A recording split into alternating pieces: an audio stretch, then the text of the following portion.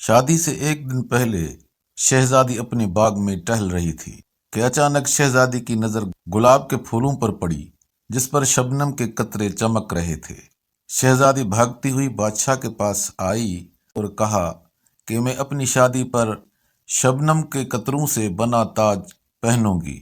بادشاہ نے کہا کہ بیٹی، آپ کے لیے تو ہیرے کا تاج بنایا گیا ہے، مگر شہزادی نے کہا کہ تاج پہنوں گی تو شبنم کے قطروں کا ہی، ورنہ شادی نہیں کروں گی۔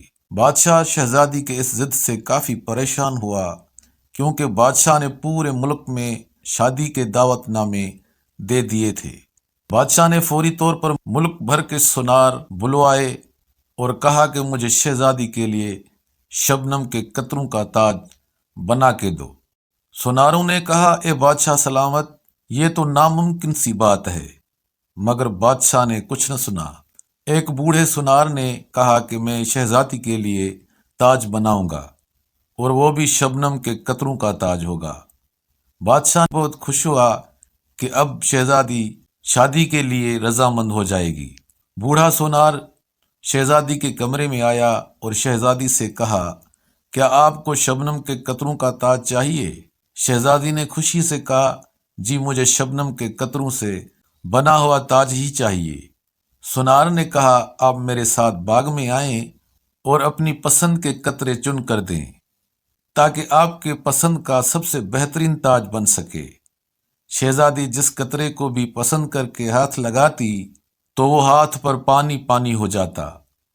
تب جا کر شہزادی کو معلوم ہوا کہ میں ایک ناممکن بات کی ضد کر رہی تھی۔ شہزادی نے بوڑھے سونار سے معافی مانگی اور باپ سے بھی معافی مانگی۔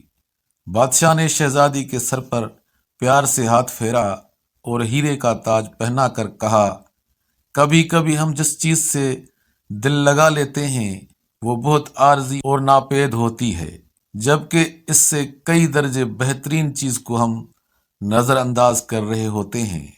یہ دنیا ایک شبنم کے قطروں کی مانند ہے جس کے پیچھے ہم لوگ بھاگ رہے ہیں۔ اس دنیا کی کوئی حقیقت نہیں ہے۔